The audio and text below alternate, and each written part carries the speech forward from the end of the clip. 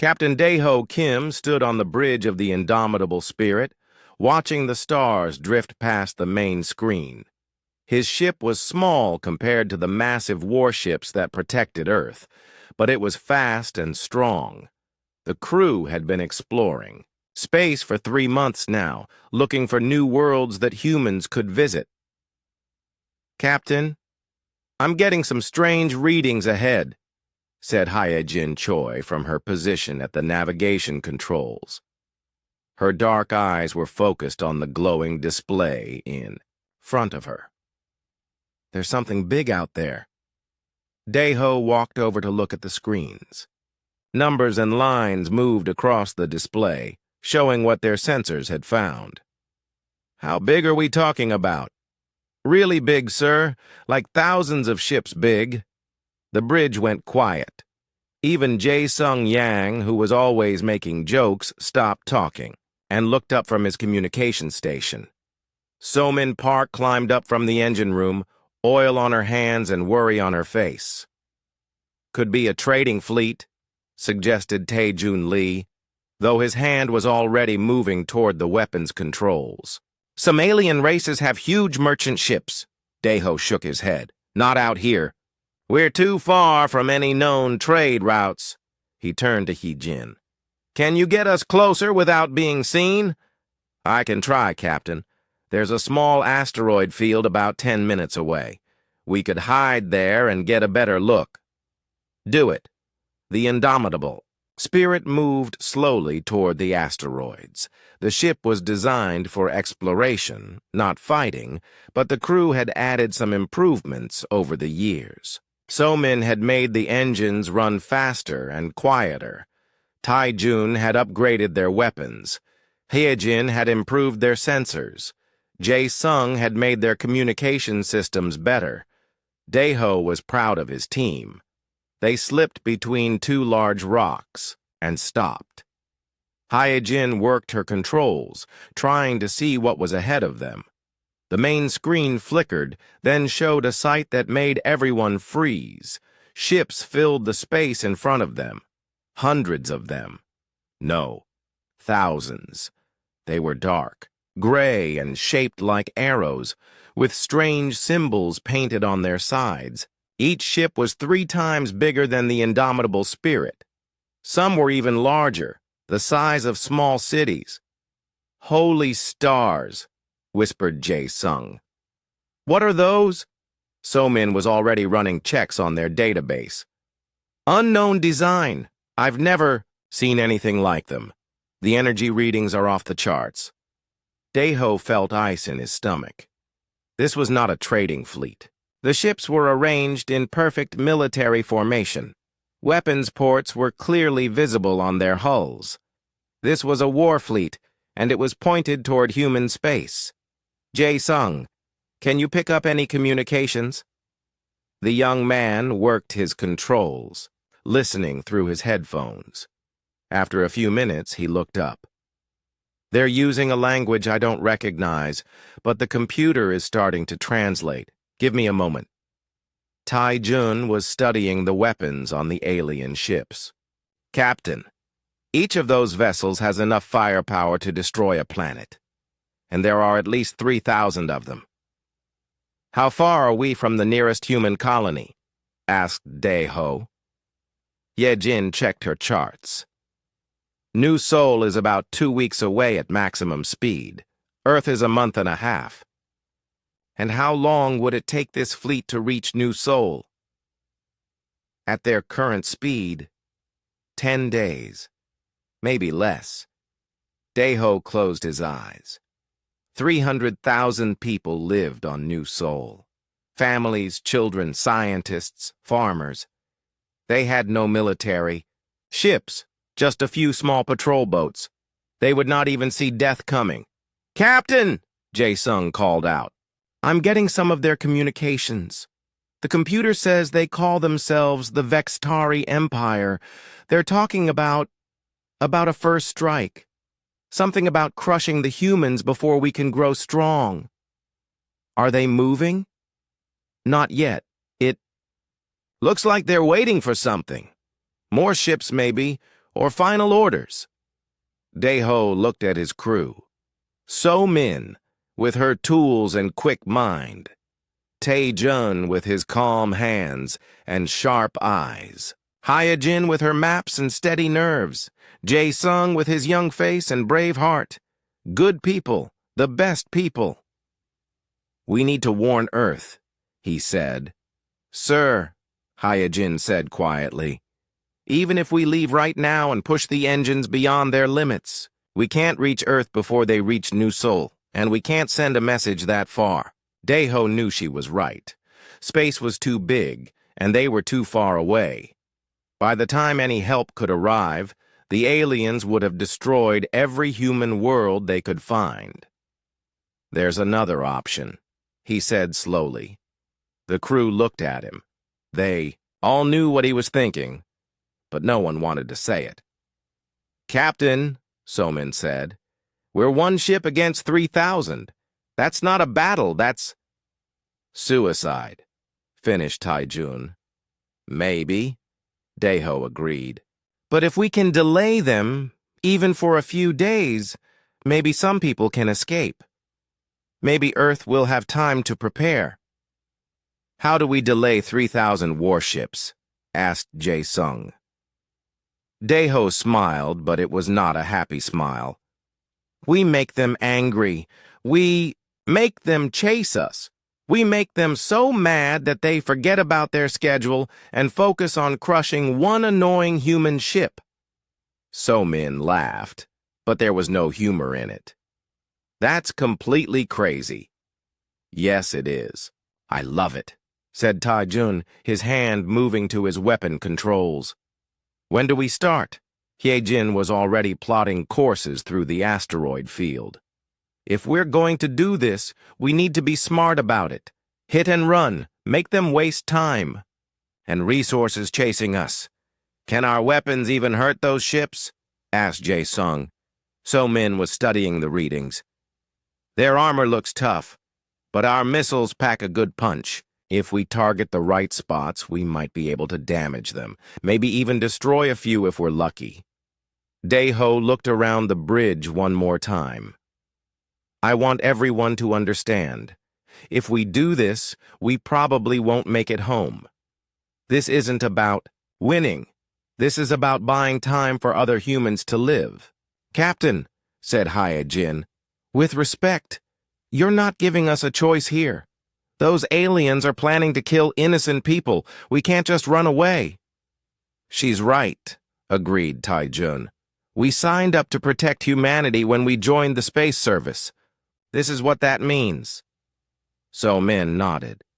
Besides, someone has to show these aliens that humans don't give up easily. Jae-sung grinned. My grandmother always said that if you're going to fight, fight like your family is watching. Well, in a way, they are. Daeho felt proud of his crew. Scared, yes, but proud. All right, then. So-min, give me everything the engines can handle. Tae-jun, load all weapons and target their lead ships. Hyejin, find us a way out of this asteroid field fast. Jae-sung, record a message and put it on a beacon. If someone finds it later, they should know what happened here. What should the message say? Asked Jae-sung. Tell them that the crew of the indomitable spirit chose to fight rather than run. Tell them that we did our best to protect innocent people. And tell them that humans don't surrender. The crew went to work. Engines hummed to life. Weapons charged. Navigation systems calculated the best attack route. Communication systems prepared the message beacon. Outside, 3,000 alien warships waited in the darkness, planning the destruction of humanity. Inside the indomitable spirit, 5 humans prepared to stop them. The galaxy was about to learn what human determination really meant. The first attack came like lightning from the asteroid field. Admiral Kethmore of the Vextari Empire was reviewing invasion plans when his communication officer interrupted him. Sir, we have a small contact approaching from the asteroid field. It appears to be Attacking us. Kethmore looked up from his holographic displays. In his 300 years of military service, he had conquered 47 worlds and destroyed countless enemy fleets. No one had ever been foolish enough to attack a Vextari armada with a single ship. Attacking us? With what? It's a small vessel, sir. Unknown design. It's firing missiles at our outer ships. On the main screen, Kethmore watched as tiny points of light streaked from the asteroid field toward his fleet. The missiles were primitive by Vextari standards, but they were fast and seemed to know exactly where to hit. The first explosions lit up space. 2 of his patrol ships lost their shield generators. A third had its main engine damaged. The small, human ship darted between the asteroids, fired again, then disappeared behind a large rock. "How many ships are attacking us?" demanded Kethmore. "Just one, sir." The Admiral stared at the screen. One ship. One tiny ship was attacking the greatest war fleet in the galaxy. It was impossible. It was insane. It was insulting. "Send Squadron 7 to destroy it," he ordered. "I want that ship turned into space dust." 50 Vextari warships broke from the main formation and headed toward the asteroid field. Each ship was massive, armed with enough weapons to level a city. Their crews were experienced soldiers who had never known defeat, but they had never fought humans before. Captain Deho watched the enemy ships approach on his screen. "Here they come. 50 ships just like we hoped." "Just like we hoped?" asked Jae-sung nervously. "Captain, 50 ships is still way more than one." "Yes, but it's a lot less than 3,000, replied Deho. "Taejun, are you ready?" The weapons officer nodded. "Missiles loaded. I've programmed them to target their engine sections and weapon ports. If we're lucky, we might disable a few more." "Hyejin, give me our escape route." "Already plotted, sir. There's a narrow passage between 2 large asteroids. Their big ships won't be able to follow us through it." Somin's voice came over the communication system from the engine room. "Captain, I've got the engines running hot. We can outrun them for about 20 minutes before we risk damaging our systems." 20 minutes is enough. "Everyone ready?" The crew confirmed they were prepared. Deho took a deep breath. "Here we go." The indomitable spirit shot out from behind its hiding place like an angry insect. It was tiny compared to the approaching Vextari ships, but it moved with incredible speed and purpose. Taejun fired the first missile salvo. 6 projectiles streaked toward the enemy formation. The Vextari ships tried to shoot them down, but the missiles were too small and too fast. 3 found their targets. The lead Vextari ship shuddered as its forward weapons were destroyed. Another ship lost its main engine and began spinning out of control. A third had its bridge shields collapse. "Direct hits!" shouted Taejun. "Loading! Second salvo!" But the enemy was already firing back. Massive energy beams lit up space where the indomitable spirit had been a moment before. Hyejin had already moved the ship, diving under the enemy formation and using the asteroids for cover. "They're too slow," she called out. "Their weapons can't track us when we move like this." The Vextari ships were built for fighting other, large vessels in open space. Their weapons were powerful but designed to hit big, slow targets.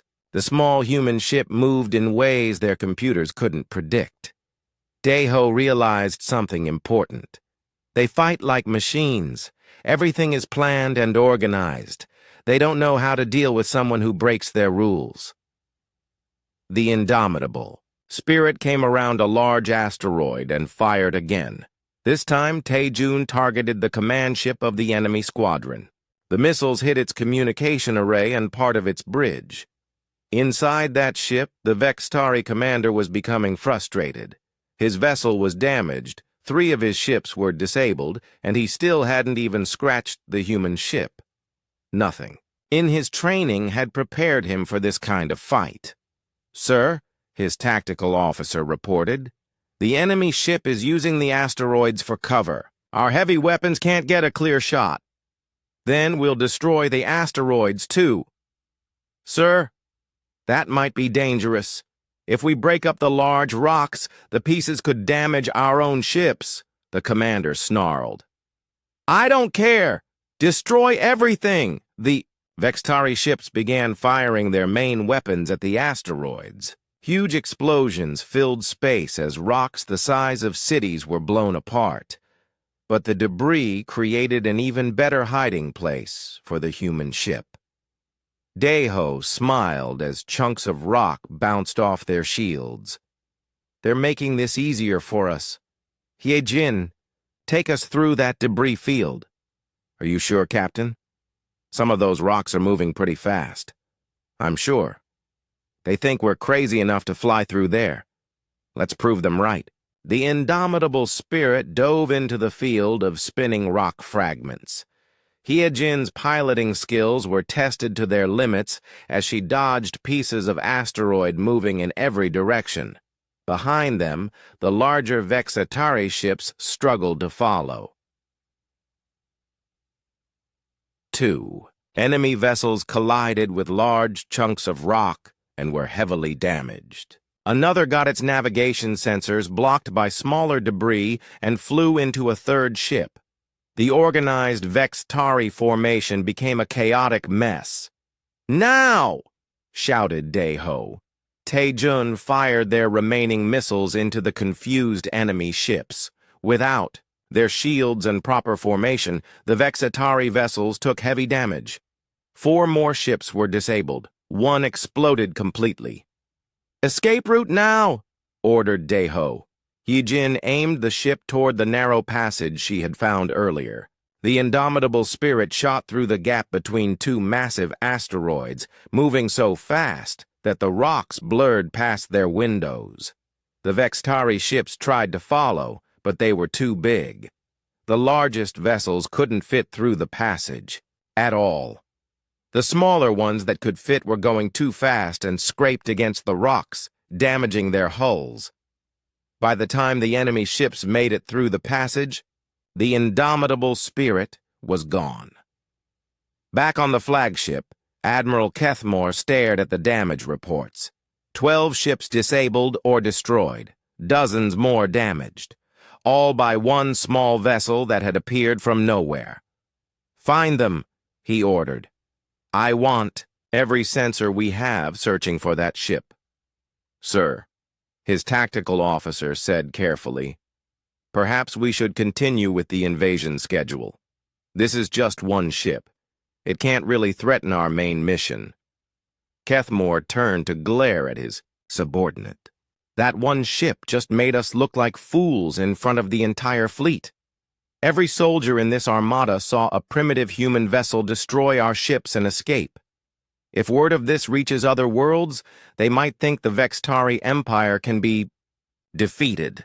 The tactical officer understood.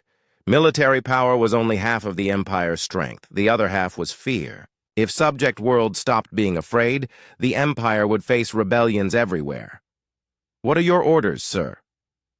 "Deploy 500 ships to hunt down and destroy that human vessel.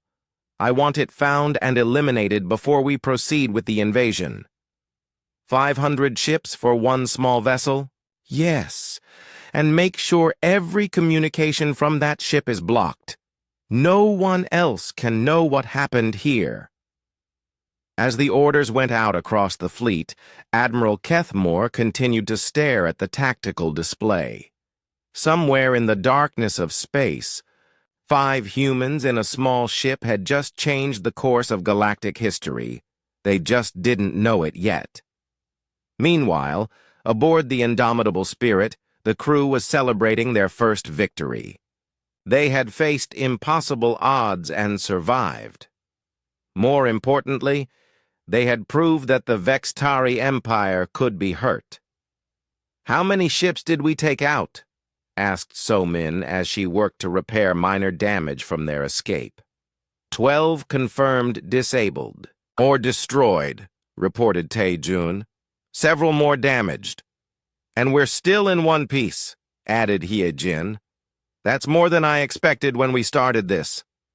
Dae-ho looked at his crew with pride. Don't celebrate too much. They'll be coming after us with everything they have now. We've made them angry. Good, said Jae-sung. Angry people make mistakes. Outside the ship, space was quiet and dark. But somewhere in that darkness, 500 Vextari warships were, beginning their hunt for the small human vessel that had dared to challenge an empire. The real fight was just beginning.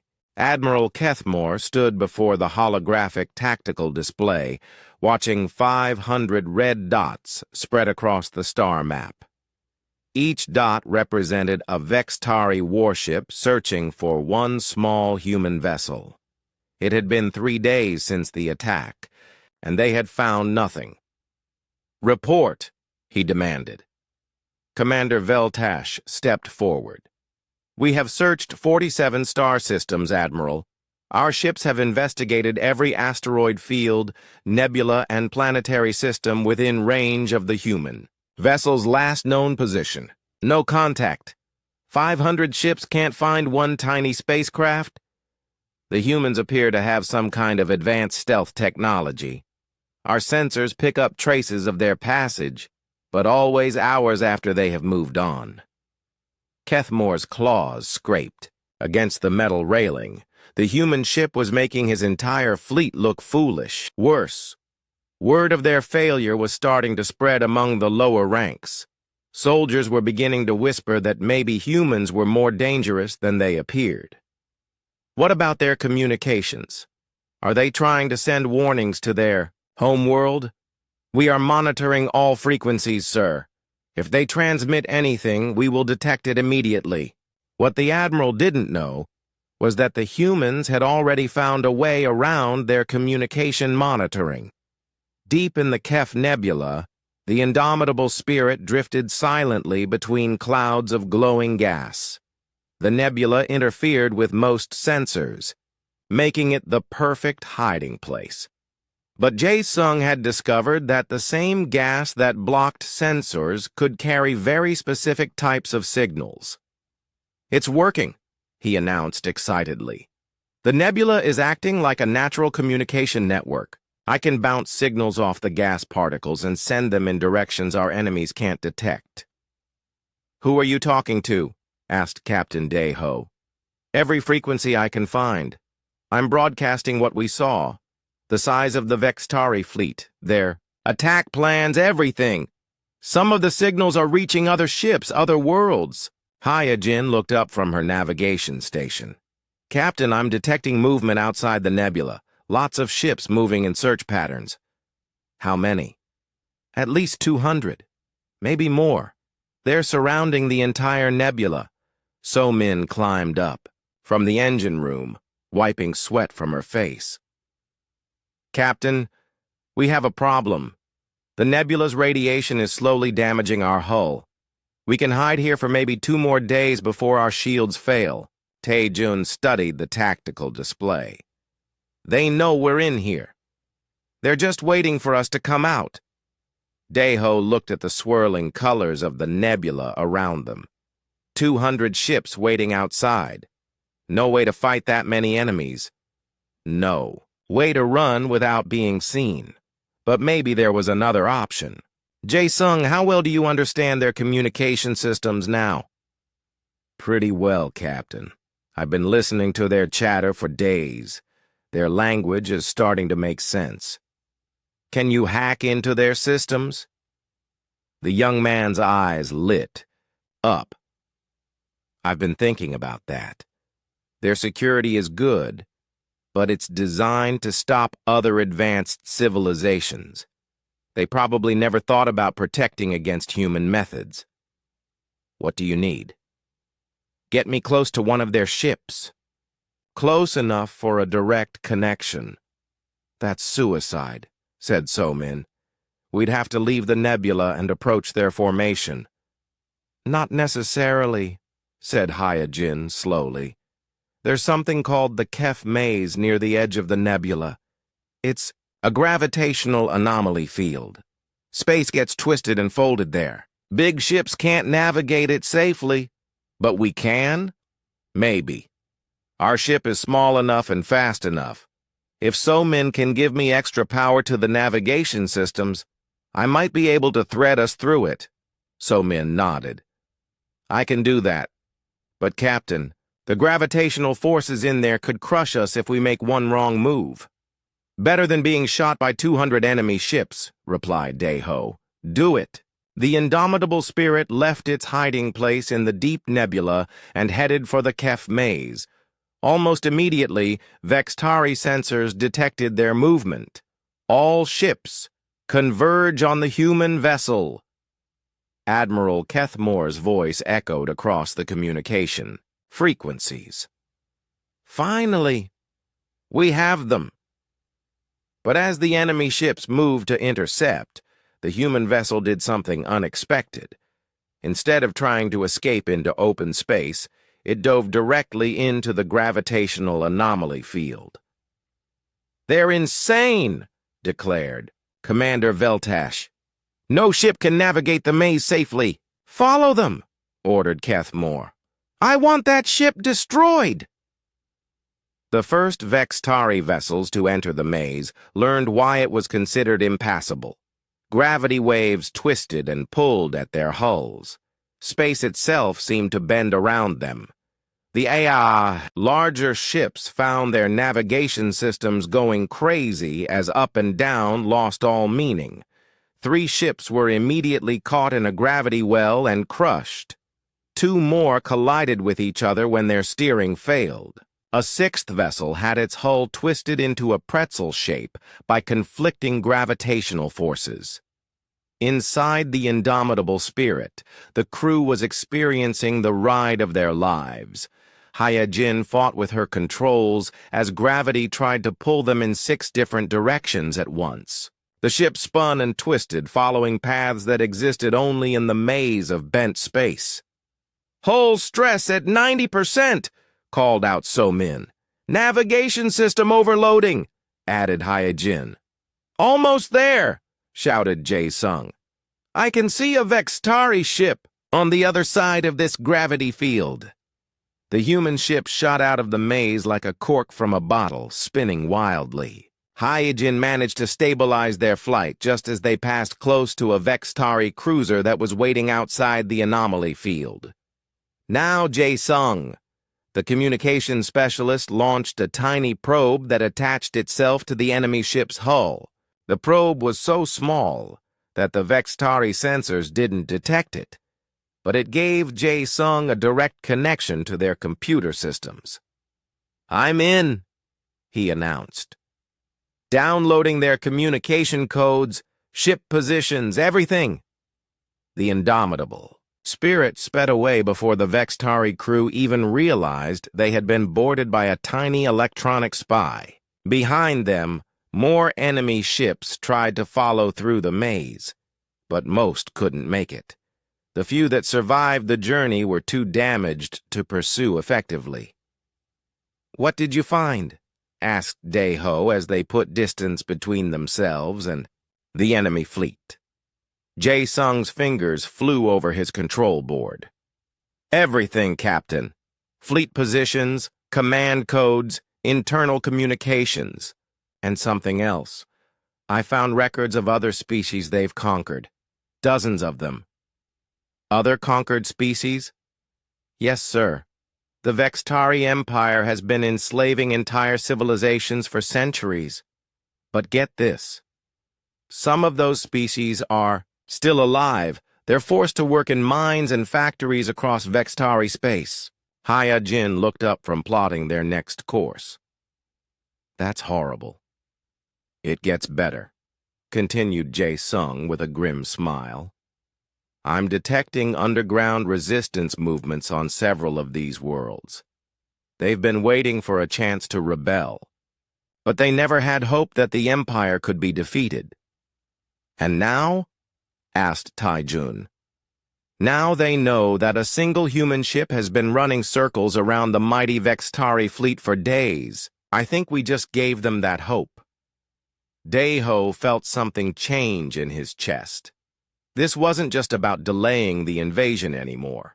They had stumbled onto something much bigger. The Vextari Empire wasn't just planning to attack humanity. They were oppressing countless other species across the galaxy. Jae-sung, can you send messages to these resistance groups? Already working on it, Captain. I'm using the Vextari's own communication network against them. They'll never trace it back to us. What are you telling them? The truth. That humans exist, that we're fighting back, and that the Empire can be beaten. I'm also sending them technical information about Vextari ship weaknesses that Taijun has discovered. Sir, interrupted Hyojin, we have a bigger problem. I'm detecting massive ship movements throughout this sector. It looks like they're pulling vessels from other locations to hunt for us. How many ships total? I count at least 800 now, Captain. Maybe more. So Min whistled softly. 800 ships hunting for us. They must really want us dead. Good, said Daiho. Every ship they send after us is a ship that's not attacking human colonies, and every day we keep them busy is another day for people to escape or prepare defenses. Captain, said Taejun, we're running low on missiles, and our main engine is showing stress fractures from all the high-speed maneuvering. How much longer can we keep this up? So Min checked her systems. Honestly? Maybe a week if we're careful. 2 weeks if we're lucky. The ship wasn't designed for this kind of punishment. Then we better make those 2 weeks count. Jae-sung looked up from his communication station with excitement in his eyes. Captain, I just received a response from one of the resistance groups. The Corvani on the Thes system want to coordinate an uprising with our attacks. Can they help us? They have some ships hidden away, not many and not powerful, but they know the local space better than the Vextari do. Daiho made a decision that would echo through galactic history. Send them our position. Tell them we're willing to work together. Sir, said Hyojin carefully, that means trusting aliens we've never met. The enemy of my enemy is my friend, replied Daiho. Besides, we're fighting for more than just humanity now. We're fighting for everyone who refuses to kneel to the Empire. As the indomitable spirit changed course toward the Thes system, none of the crew realized they had just taken the first step toward building the largest rebellion the galaxy had ever seen. The indomitable spirit had been running for 3 weeks now, and the ship was dying. So-Min Park crawled through a maintenance tunnel, welding patches over stress fractures in the hull. Sparks lit up the narrow space as she worked to keep their home from falling apart. The constant high-speed maneuvering and battle damage had pushed the ship far beyond its design limits. Captain, she called over the communication system, I've patched what I can, but we're losing hull integrity in 7 different sections. The main engine is running on backup power cells, and our missile magazines are almost empty. On the bridge, Captain Daiho Kim studied the tactical display with tired eyes. Red dots surrounded them from every direction. Over 1,500 Vexitari ships now formed a massive net across 3 star systems. There was nowhere left to run. How much time do we have? He asked. Maybe 6 hours before the hull fails completely, So-Min replied. The engine could quit any time after that. Taejun looked up from his weapons station. Captain, we have 4 missiles left. 4, against 1,500 ships. Better than 0, said Daiho, though his voice lacked its usual confidence. Thadai, crew had been living on emergency rations and 2 hours of sleep per day. Jae-sung had dark circles under his eyes from monitoring communications around the clock. Hyojin's hands shook slightly as she plotted course after course, always searching for an escape that didn't exist. But their sacrifice had not been meaningless. Across the galaxy, the impossible story of the human ship was spreading. Jae-sung's broadcasts had reached dozens of worlds, and the response was electric. "Captain," Jae-sung reported, "I'm getting messages from everywhere. The Corvani have destroyed 3 Vextari supply depots. The Delani have captured an entire patrol squadron. Something called the Alterian Resistance just took over their homeworld's communication center. Any word from Earth?" "Nothing direct, but I'm detecting increased ship movements in human space. I think our message got through." Hyojin suddenly straightened at her station. "Captain, we have a problem. Massive energy signatures approaching from multiple directions. It looks like the entire Vextari fleet is converging on our position." "How? Long until they arrive?" 3 hours, maybe less." Admiral Kethmore stood on the bridge of his flagship, watching the tactical display with satisfaction. Finally, after weeks of humiliation, he had the human ship trapped. The small vessel was hiding in an asteroid field in the Draconis system, but this time there would be no escape. "Report," he commanded. "All ships are in position, Admiral," said Commander Veltash. "We have them completely surrounded. Over 1,500 vessels in a sphere formation 20 light minutes across. Even if they somehow break through our lines, we have reserve squadrons waiting beyond. And their condition? Our scouts report severe damage to their ship. They're barely moving and their energy signatures suggest major system failures." Kethmore smiled coldly. "Good. Signal all ships. When we attack, I want overwhelming firepower. No more clever escapes, no more humiliation. That ship dies today." In the asteroid field, the crew of the Indomitable Spirit gathered on the bridge for what they all knew might be their final meeting. "Options?" asked Dae-ho. "We could try to surrender," suggested Jae-sung, though his tone made it clear he didn't really mean it. "The Vextari don't take prisoners," replied Taijun. "I've been studying their battle records. They destroy everything that opposes them." "We could make a run for it," said Hyojin. "Pick one direction and hope for the best." So Min shook her head. "The engines won't take that kind of stress. We'd break apart before we reached their outer line." "Then we fight," said Dae-ho simply. "4 missiles against 1,500 ships?" asked Taijun. "Yes." The weapons officer laughed, but there was no humor in it. "Captain, that's not fighting. That's just dying slowly." Dae-ho stood up and walked to the main screen, looking out at the asteroids drifting around them. Some were small, the size of buildings. Others were massive, like floating mountains. An idea began to form in his mind. "So-min, what's the largest asteroid in this field?" The engineer checked her sensors. "About 2 kilometers across, mostly iron and nickel with some heavy elements. Why? Could we move it?" "Move it? Captain, that thing masses billions of tons. Our engines couldn't budge it." "What if we didn't use our engines?" So-min frowned, then suddenly understood. "The fusion core. If we overloaded it and used the explosion as a propulsion system, Captain, that's completely insane. We'd have to ram the asteroid directly, and the explosion would probably destroy us too." "Probably isn't definitely," said Dae-ho. "And that asteroid has some interesting properties according to your scans." "What do you mean?" "Look at the mineral composition. Those heavy elements, aren't some of them unstable?" So-min's eyes widened as she understood. Yes. If they were exposed to enough energy, they could trigger a chain reaction. "Captain, you're talking about turning that asteroid into a bomb." "A very big bomb," agreed Dae-ho.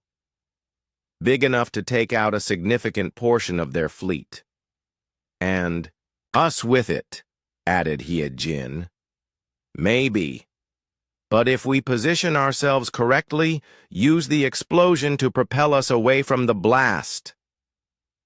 The chances of survival are almost zero, said Tae-jun bluntly. Almost zero is better than definitely zero, replied Daeho. And if we can take out even a quarter of their ships, it might be enough for the rebellion movements to have a real chance. Jae-sung was quiet for a long moment, then spoke up. Captain, I've been thinking about something. The message we sent to Earth about the invasion, it was 3 weeks ago. Even if they received it immediately, the nearest human fleet wouldn't arrive for at least another week. Your point? My point is that we've already succeeded. We delayed the invasion long enough for Earth to prepare. Everything we do now is extra. So-min nodded slowly. The kid's right. We came out here to buy time for other humans. We've done that. So the question is, said Tae-jun, do we want to go out quietly, or do we want to make sure the galaxy never forgets what happened? Here? Daeho looked at each member of his crew. These people had become his family over the months of exploration and weeks of battle. They were tired, scared, and facing certain death. But in their eyes, he saw something that made him proud to be human. They saw determination. All right, he said. Let's give them something to remember. So, Min, how long do you need to rig the fusion core? Give me an hour. I'll need to bypass every safety system we have and jury-rig a remote detonator. Hyejin, plot us a course that brings us to the asteroid at maximum speed. We need to hit it hard enough to drive it toward their main fleet concentration. Understood, Captain. Tae-jun, save our last 4 missiles for the closest ships. If we're going down, we might as well take some of them with us. With pleasure, sir. Jae-sung, prepare one final broadcast. I want every resistance group in the galaxy to know what we're about to do and why. What should I tell them, Captain? Daeho thought for a moment. Tell them that 5 humans chose to fight rather than surrender. Tell them that freedom is worth any price, and tell them that this is just the beginning. As the crew went to work preparing for their final battle, Admiral Kethmore was receiving reports that made his blood run cold. Sir, we're detecting massive unrest across 7 different star systems, reported his intelligence officer. The conquered species are rising up everywhere. How many ships do we have available to suppress these rebellions? That's the problem. Sir, almost our entire fleet is here surrounding the human ship. We'd have to pull vessels from the blockade to deal with the uprisings. Kethmore felt trap closing around him. If he divided his forces, the human ship might escape again, but if he didn't respond to the rebellions, they could spread across the entire empire. Sir, called his tactical officer, the human ship is moving. They're accelerating toward the large asteroid in the center of the field. Are they trying to hide behind it? Unknown, sir. Their course suggests they're going to collide with the asteroid. Collide? That makes no sense. Unless... Kethmore's eyes widened as he realized what the humans were planning. All ships, open fire immediately. Don't let them reach that asteroid. But it was too late. The indomitable spirit was already committed to its final run, racing toward the massive space rock at a speed that would certainly mean death for everyone aboard. In the asteroid's core, So-min's modifications to the fusion reactor were reaching critical mass. In a few minutes, the explosion would be bigger than anything the galaxy had seen in centuries. The crew of the indomitable spirit was about to prove that sometimes the smallest spark can start the biggest fire. The explosion lit up space for 3 star systems. When Somin's modified fusion core detonated inside the asteroid, it triggered exactly the chain reaction she had predicted. The heavy elements in the rock caught fire at the atomic level, releasing energy that had been locked away since the birth of the universe. For 30 seconds, a new star burned in the Draconis system. Admiral Kethmore watched in horror as the blast wave consumed over 800 of his ships. The vessels closest to the explosion simply vanished, turned to vapor by temperatures hotter than a sun's core. Ships further away were torn apart by radiation and debris traveling at impossible speeds. The indomitable Spirit, positioned at just the right angle behind the asteroid, was caught by the edge of the blast and thrown across space like a leaf in a hurricane. The ship's hull cracked in a dozen places, all power failed, and the crew was knocked unconscious by forces that should have killed them. But they were alive. 3 days later, they woke up floating in empty space, their ship dark and cold, but somehow still holding air. Emergency power flickered on just long enough for Somin to see that their distress beacon was working. "Is everyone okay?" asked Captain Deho, his voice weak but determined. One by one, his crew answered, bruised, battered, but alive. The impossible had happened. They had survived their own desperate gambit. "Jae-sung, can you get communications working?" The young man worked with damaged equipment for several minutes before managing to bring their receivers online.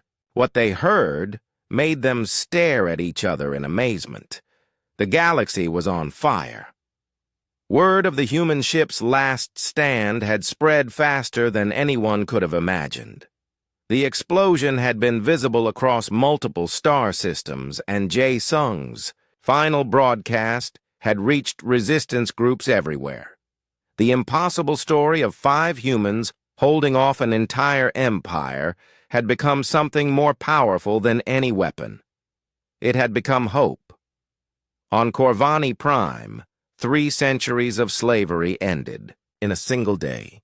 The blue-skinned Corvani had watched the Vextari fleet burn in the Draconis system and decided they would rather die free than live as slaves.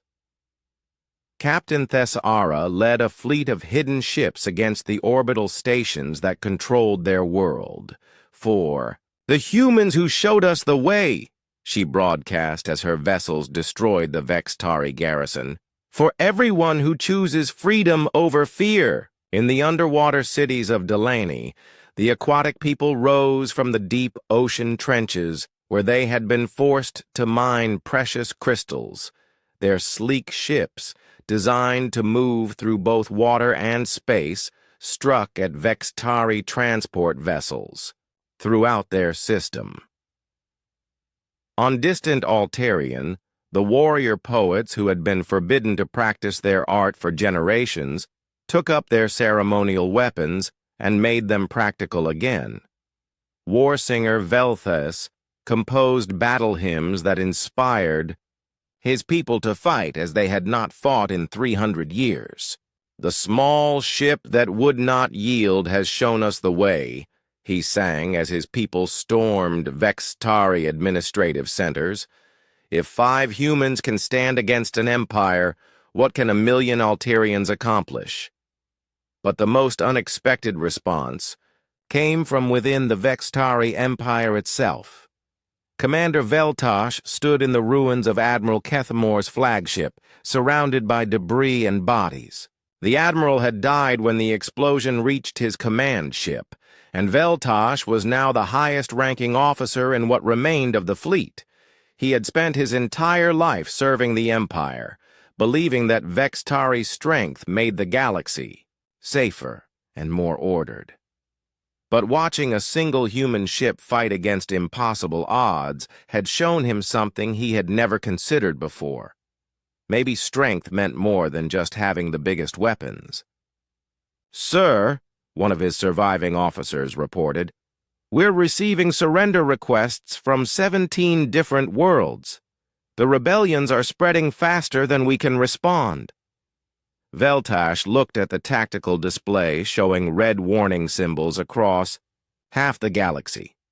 The Empire was crumbling, and it had all started because 5 humans refused to run away. "What are your orders, sir?" Veltash was quiet for a long moment. Then he made a decision that would shock the galaxy. "Signal all remaining ships. We're pulling back to Vextari core space. No more attacks on rebellious worlds." "Sir?" "But the Empire?" "The Empire is finished," said Veltash quietly. "We just haven't admitted it yet." Meanwhile, the Indomitable Spirit was still drifting in space when they detected approaching ships. Hyojin managed to get their sensors working just enough to see dozens of vessels heading toward them. "Are they Vextari?" asked Taijun, reaching for weapons that no longer worked. Jae-sung was frantically trying to identify the approaching signals. "No, sir. I think these are some of the resistance groups we've been in contact with." Captain Daeho felt hope stir in his chest for the first time in weeks. "Can you hail them?" "I'll try, Captain." The main screen flickered to life, showing the bridge of an alien ship. The creature looking back at them had blue skin and 4 arms, but her expression was unmistakably one of respect and gratitude. "Human. Vessel Indomitable Spirit," she said in accented but clear English. "This is Captain Thessara of the Corvani Liberation Fleet. We have come to escort you home." "Home?" asked Daeho. "To wherever you wish to go. You have given us back our freedom. It is the least we can do." More ships appeared on the screen. The sleek vessels of the Delaney, the angular craft of the Alterians, and others that the humans didn't recognize. All had come to honor the small ship that had changed everything. "Captain," said Hyojin quietly, "I'm detecting something else. Long-range sensors show a large fleet approaching from the direction of Earth." "Vexitari?" "No." "Sir, the engine signatures are human. Admiral Mi Young-han commanded the largest fleet humanity had ever assembled. 300 ships that had been rushed into service after receiving the Indomitable Spirit's warning. She had expected to find human colonies under attack and a victorious Vexitari Armada. Instead, she found the impossible. The Vexitari fleet was scattered and broken. Dozens of alien species were flying their own flags for the first time in centuries. And at the center of it all, one battered human ship was being escorted by the strangest collection of allies the galaxy had ever seen. "This is Admiral Mi Young-han of the Earth Defense Fleet," she broadcast. "Requesting status report from Captain Daeho Kim." When Daeho's face appeared on her screen, Mi Young had to hide her shock. The man looked like he had aged 10 years in the past month, but his eyes still held the determination that had made him one of Earth's best exploration captains. "Admiral," he said simply, "mission accomplished. The invasion has been stopped." "How?" "Our intelligence suggested you were facing thousands of enemy ships." "We were. But it turns out that sometimes the best way to win a war is to inspire others to fight their own battles." As the combined fleets moved toward safer space, reports continued to pour in from across the galaxy. The Vextari Empire, which had dominated galactic politics for 1,000 years, was collapsing faster than anyone had thought possible. Some Vextari worlds were declaring independence from their own government. Others were negotiating peace treaties with former slave species. The rigid military structure that had kept the Empire together was breaking down as commanders refused to fire on civilian populations. "Captain," said Jae-sung as he monitored communications from across the galaxy, "I'm receiving a message from something called the Galactic Council. They want to meet with us." "The Galactic Council?" Captain Thessara's image appeared on their screen. The Council was formed centuries ago but has been powerless under Vextari domination. Now that the Empire is weakening, they want to reorganize galactic government, and they want humanity to have a seat at the table. Why us? We're the newest species in space. Because, said Warsinger Velthus from his own ship, you proved that courage matters more than numbers. You showed every oppressed people in the galaxy that freedom is possible. So Min, who had been listening from the engine room, came up to the bridge. Captain, I've been thinking about something. We came out here to explore space and find new worlds for humanity. Instead, we accidentally started a galactic revolution. Accidentally? Well, what would you call it? Deho looked around at his crew. The people who had chosen to fight against impossible odds rather than abandon innocent people to destruction. Then he looked at the fleet of alien ships that had come to escort them home. I'd call it the right thing to do, he said finally. Tai Jun smiled for the first time in weeks. So what happens now, Captain? Now we go home and let the politicians figure out what to do with the galaxy we accidentally liberated. But even as they spoke, Deho knew that this was just the beginning. The galaxy had changed forever, and humanity was now part of something much bigger than anyone had imagined. The age of the Vextari Empire was ending.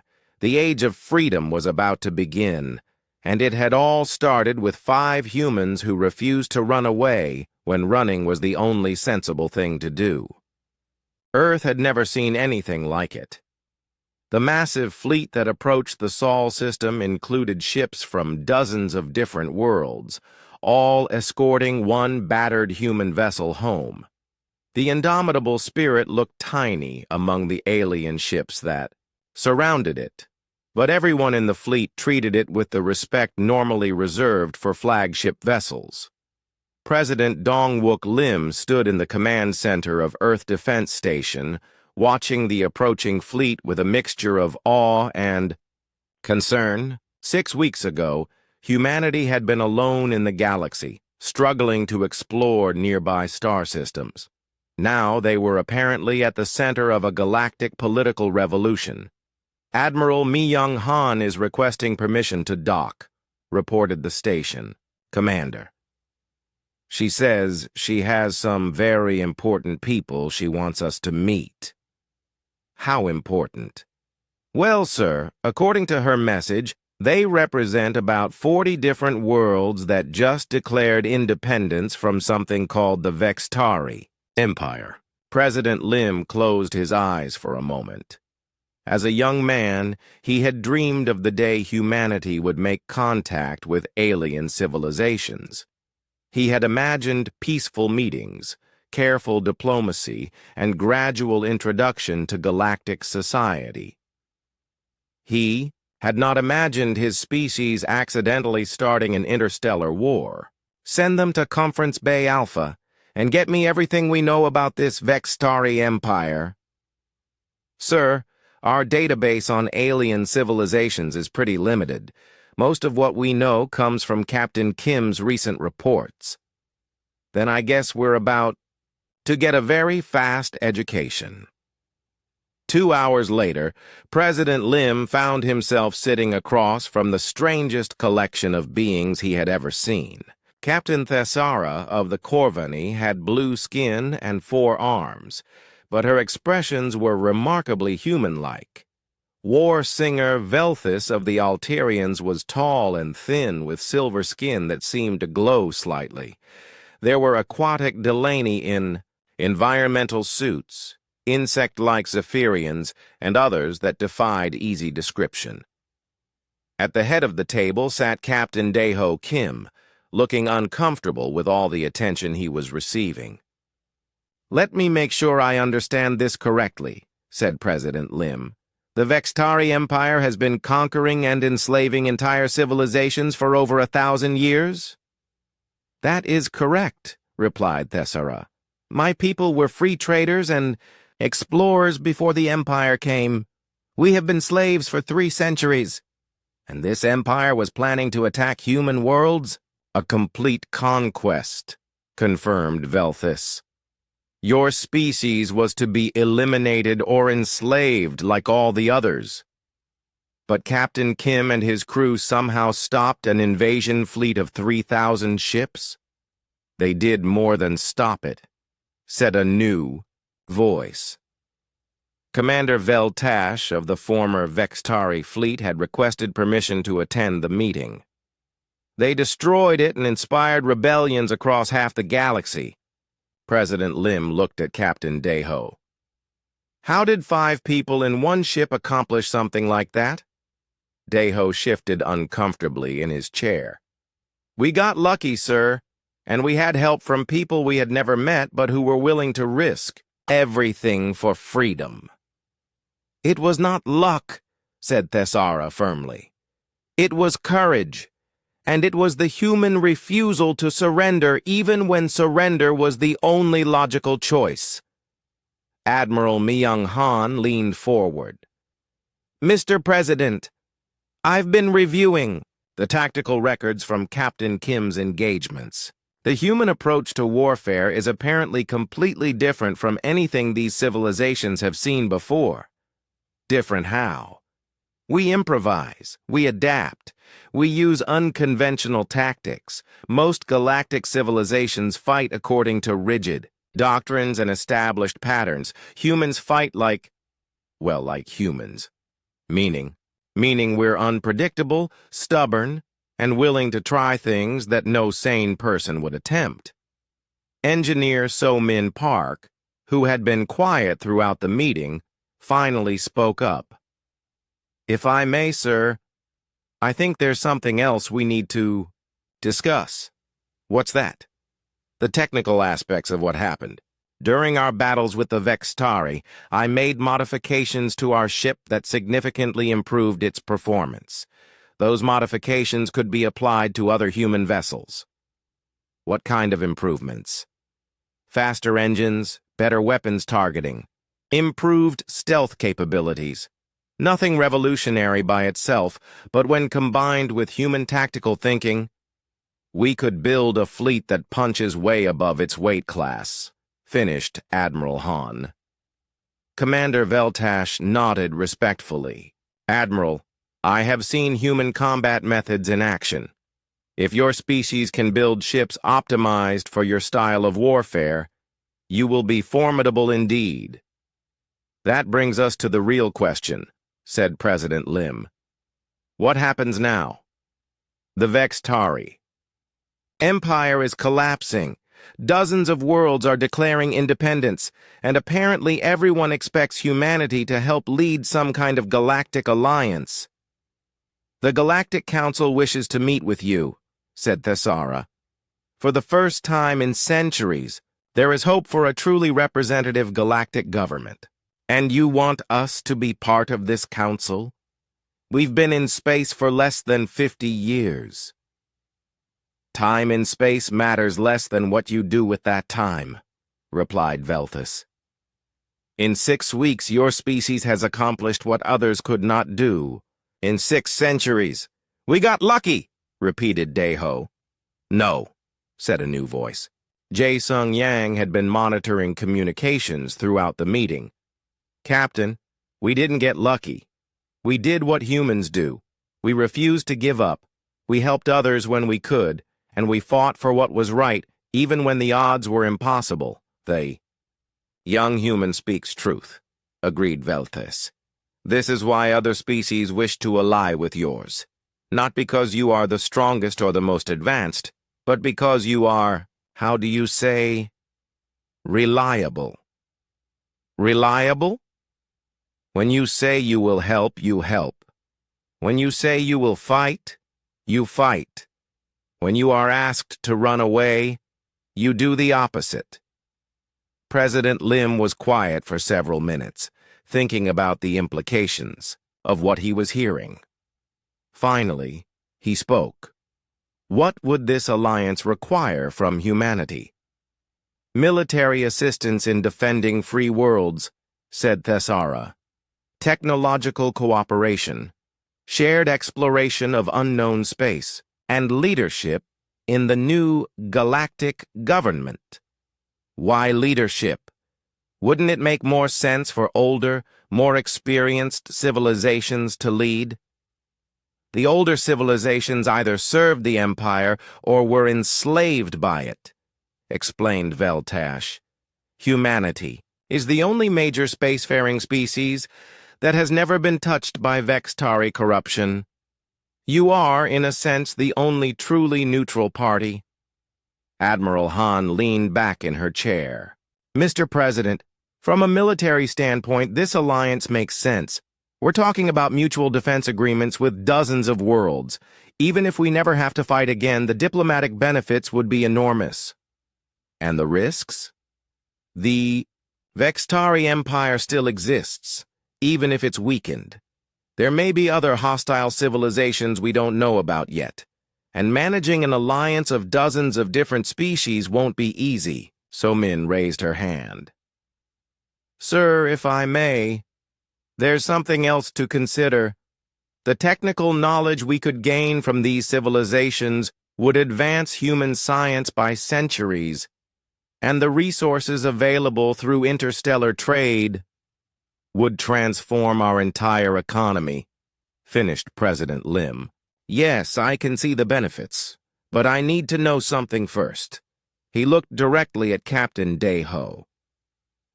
Captain, you and your crew have been through more than anyone should have to endure.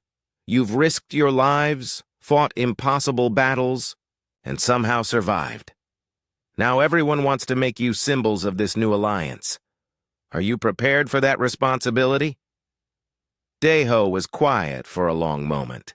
Then he looked at his crew, So-Min with her brilliant mind and steady hands, Tai-Jun with his tactical genius and calm courage, Hye-Jin with her navigation skills and quick thinking, Jae-Sung with his communication abilities and young idealism. Sir, he said finally, we signed up to explore space and protect humanity. If protecting humanity now means protecting other innocent species too, then that's what we'll do. Even if it means you'll never have a quiet exploration mission again. Daeho smiled for the first time since returning to Earth. Mr. President, I don't think quiet is really in the human vocabulary. President Lim looked around the table at the assembled representatives of dozens of worlds, all waiting for his decision. The choice he made in the next few minutes would determine humanity's place in the galaxy for generations to come. Very well, he said. On behalf of the human species, I accept membership in this new galactic alliance. But I have some conditions. Name them, said Thessara. First, no species in this alliance will be forced to participate in military actions against their will. Second, all members retain sovereignty over their own worlds and internal affairs. Third, the alliance exists to protect freedom, not to impose it. And fourth? Asked Veltis. Fourth, Captain Kim and his crew get a vacation. They've earned it. The assembled representatives burst into what could only be described as laughter, despite the fact that half of them communicated in ways humans couldn't understand. As the meeting continued into the night, working out the details of humanity's entry into galactic politics, none of them realized they were witnessing the birth of something unprecedented in galactic history. An alliance based on mutual respect and shared values, rather than fear and domination. The Vextari Empire had ruled through strength and terror. The new alliance would be built on hope and courage, and it had all started with 5 humans who chose to fight rather than run. The war that followed was unlike anything the galaxy had ever seen. 6 months after the fall of the Vextari invasion fleet, Captain Daeho Kim stood on the bridge of the New Spirit, watching a mixed fleet of human and alien ships prepare for their most ambitious mission yet. The original Indomitable Spirit had been retired to a museum on Earth, but her name lived on in the new flagship of the Liberation Alliance. "Captain," reported Taejun Lee from his position as Fleet Tactical Coordinator, "all ships report ready. We have 47 vessels from 12 different species." "Including the new human ships?" "8 of them, sir. All built with So-Min's modifications and crewed by volunteers who specifically requested assignment to liberation missions." So-Min Park, now Chief of Alliance Engineering, smiled from her station. "The new ships are faster, more maneuverable, and pack twice the firepower of our original vessel. Plus, they're designed to work together in ways that will confuse any enemy expecting traditional space combat." The target for today's mission was the Vextari shipyard at Kepler Station, the massive industrial complex that had been producing warships for the Empire for over 3 centuries.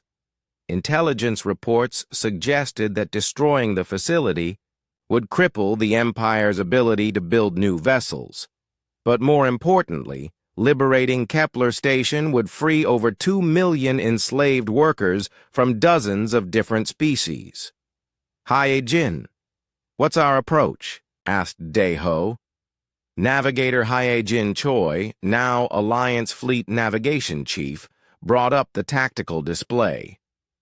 "The station is heavily defended, over 200 ships and orbital defense platforms, but they're arranged in a traditional defensive A formation, which means they expect us to attack from one direction with overwhelming force. Instead, we're going to hit them from 6 directions at once with coordinated strike teams. The Vextari military mind still can't adapt to multi-vector attacks," added Taejun. "They keep trying to fight us like we're another traditional fleet." Jae-sung Yang, now Director of Alliance Communications, looked up from his station. "Captain, I'm receiving signals from inside the station. The enslaved workers know we're coming. They're preparing to assist however they can." "How do they know?" "Word travels fast among the oppressed. Every liberation mission we've completed has inspired others.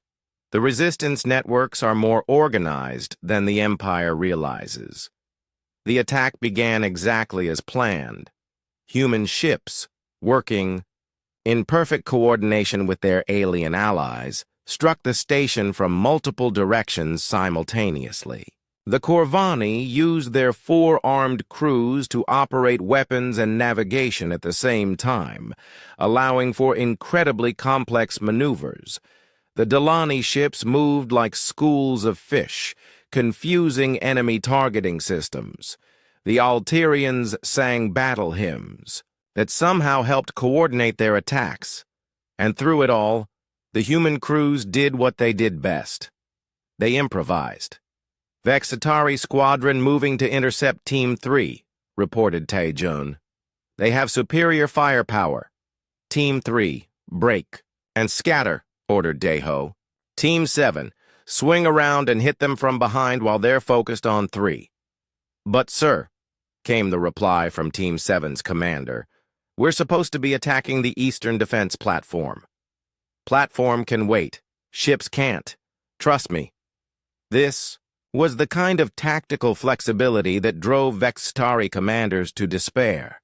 Every time they moved to counter one human strategy, the humans changed to a completely different approach. There were no fixed battle plans, no predictable patterns.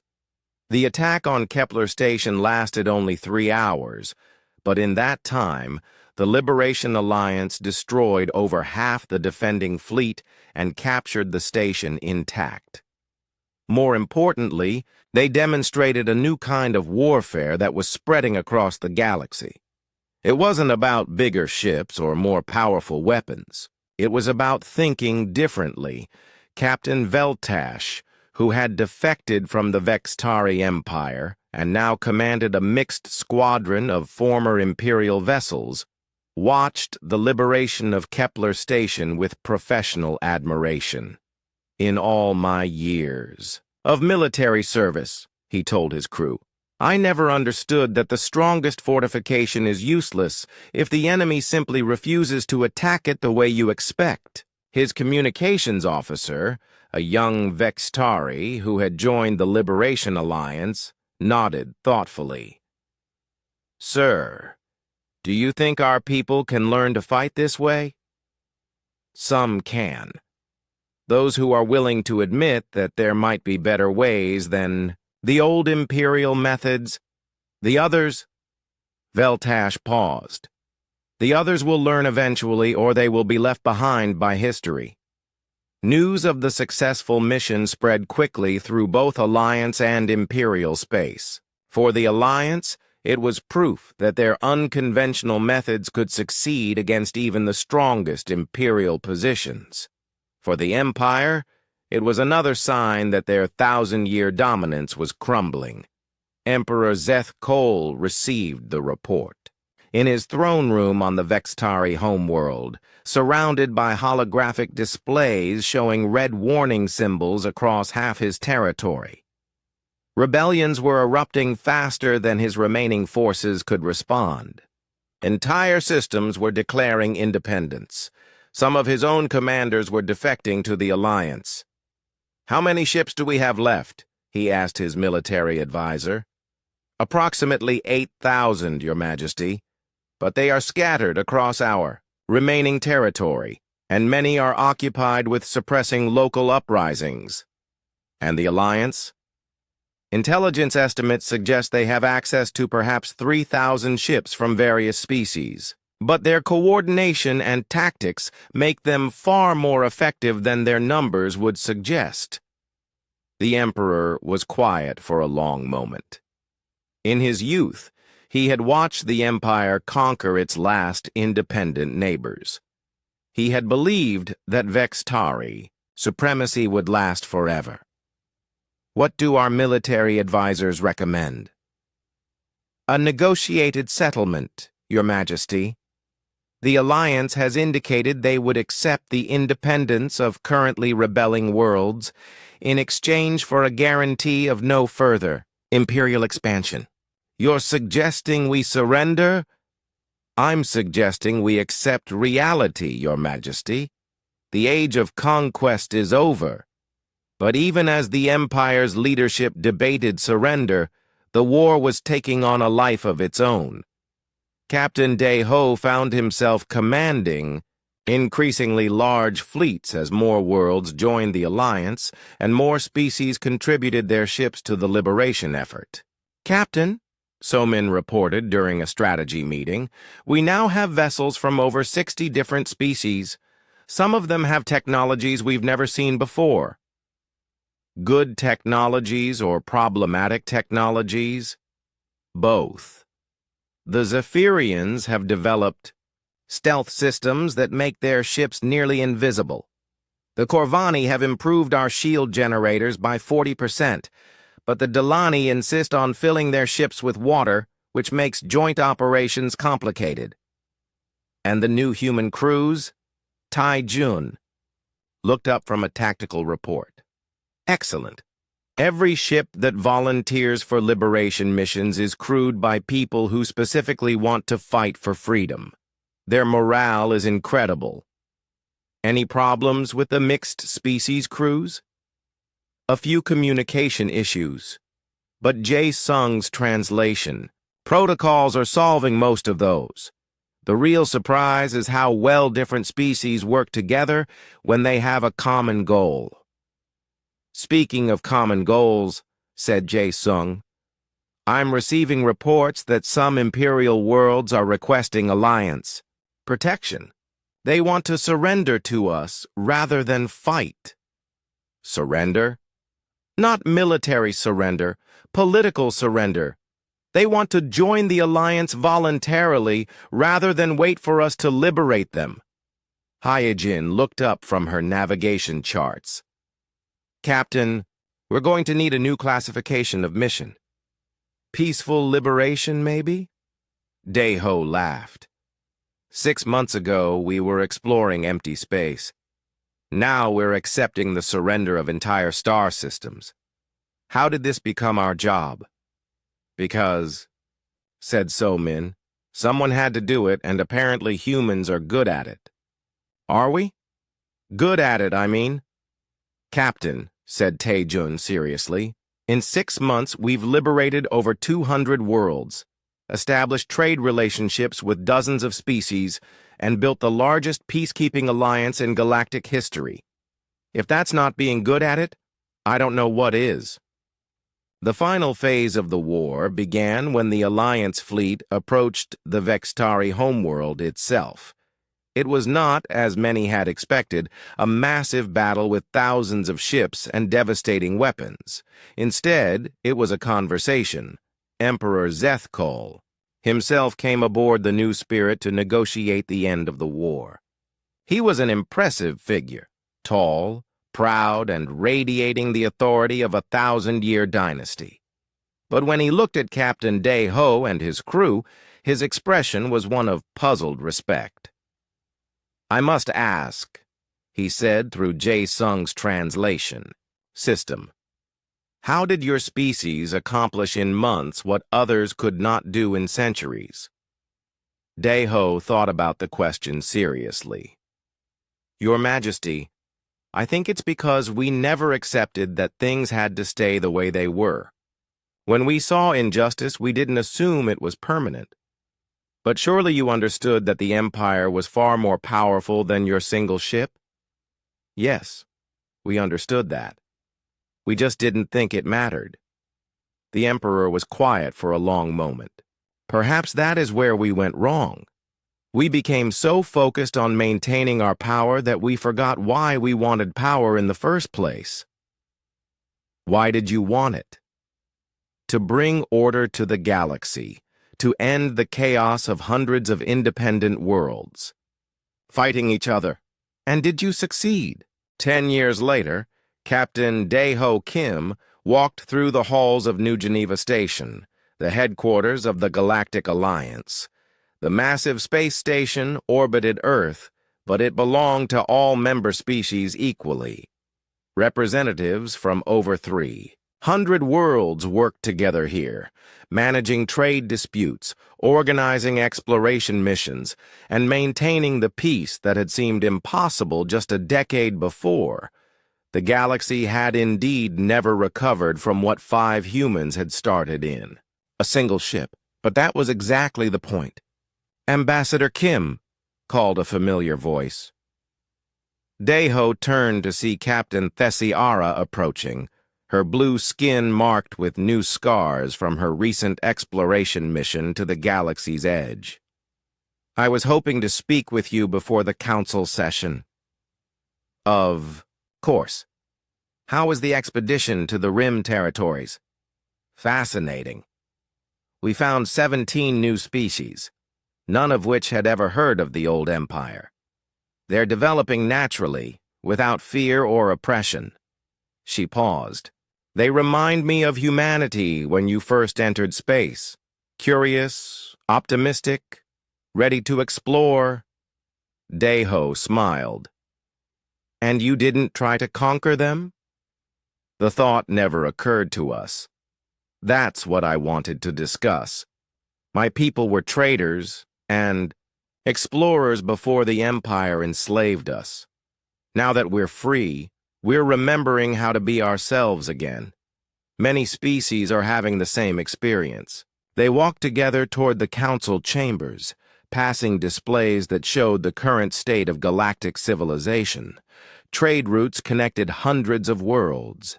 Scientific research stations studied phenomena that no single species could have understood alone. Cultural exchange programs brought together beings who had never imagined they had anything in common. Any word from the others? Asked Thessara. Tae-jun is commanding the Advanced Tactical School on Mars.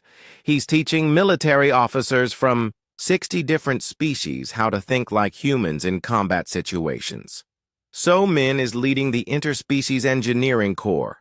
They just finished building a space habitat that can support 12 different types of life simultaneously. And the younger ones? Hyojin is mapping trade routes through previously unexplored space. Her teams have found shortcuts that cut travel time between major systems by weeks. Jae Sung is running the free communication network. His translation protocols now work for over 400 different languages. They all chose different paths, yes, but they're all still serving the same goal, helping the galaxy stay free and connected. The council session that day focused on a problem that would have been unthinkable during the Empire's reign: too much success. The Alliance had grown so quickly that they were struggling to keep up with requests for membership, trade agreements, and assistance with local problems. We have 6 new applications for membership this week alone, reported the Council Secretary, a multi-armed Zephyrian whose species had joined the Alliance 3 years earlier. The Kelthani Federation wants our help mediating a territorial dispute. The Archon Collective is requesting technical assistance with their terraforming project. And the Vextari Science Council wants to establish a joint research station. The Vextari? Asked Representative Velthus of the Alterians. How are they adapting to Alliance membership?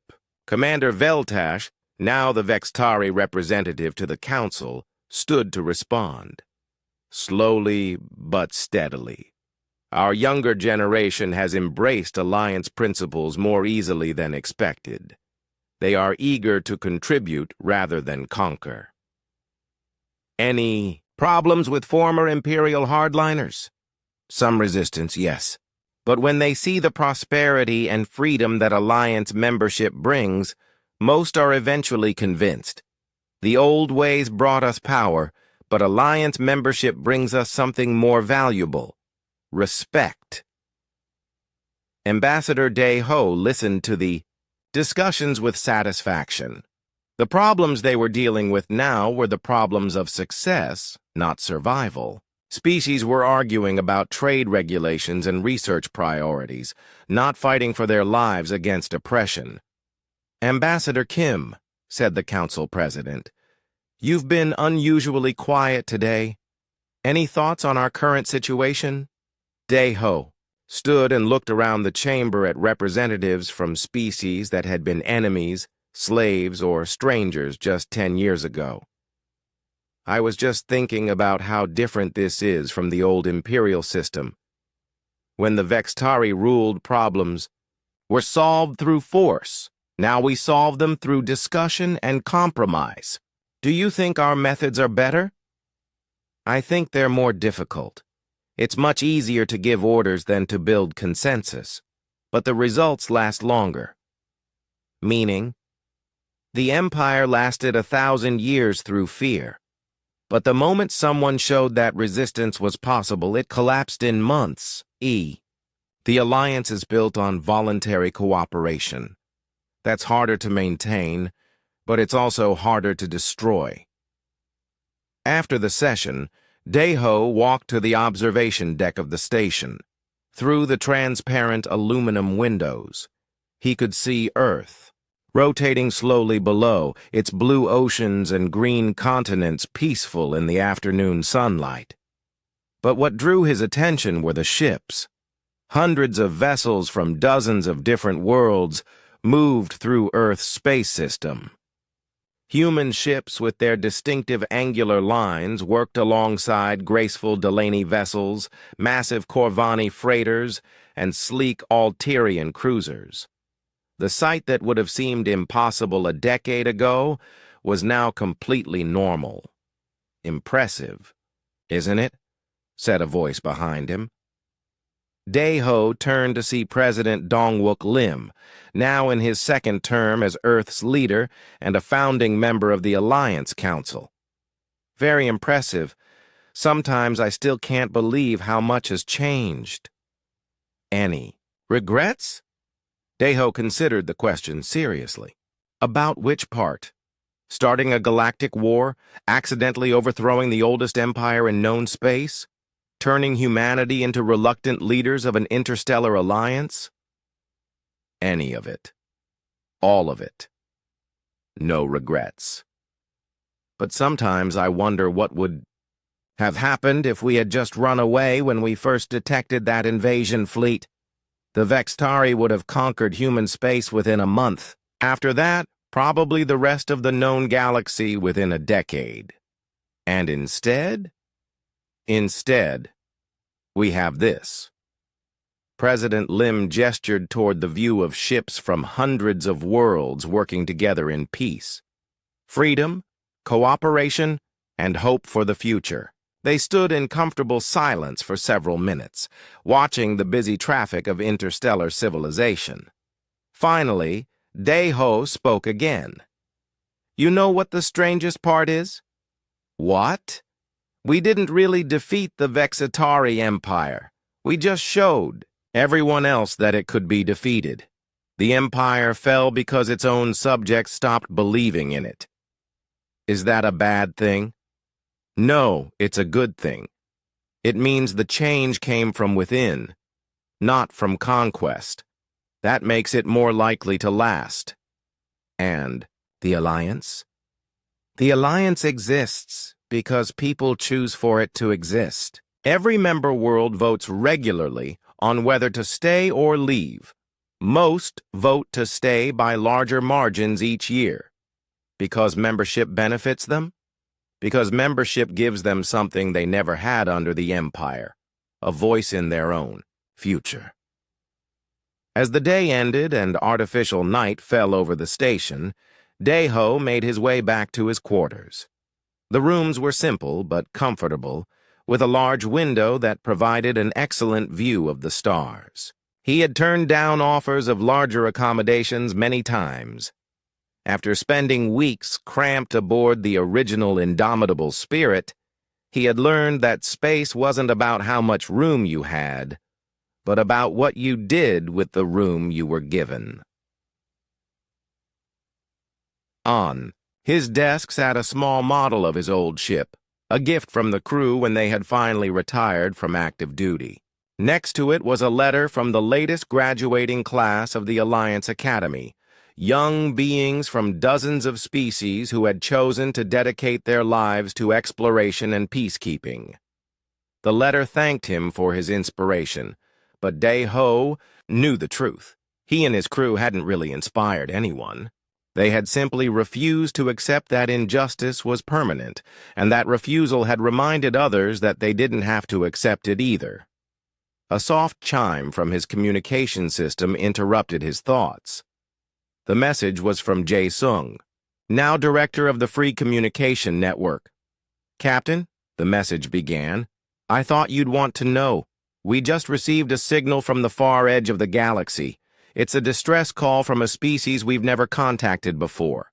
They're being attacked by something called the hegemony, and they're asking for help. Daeho smiled and recorded his response. Contact the others. Tell them it looks like we have work to do. Some things apparently never changed. The galaxy was vast, full of wonders and dangers that no single species could face alone. There would always be those who sought to rule through fear, and there would always be those who needed help standing up to them.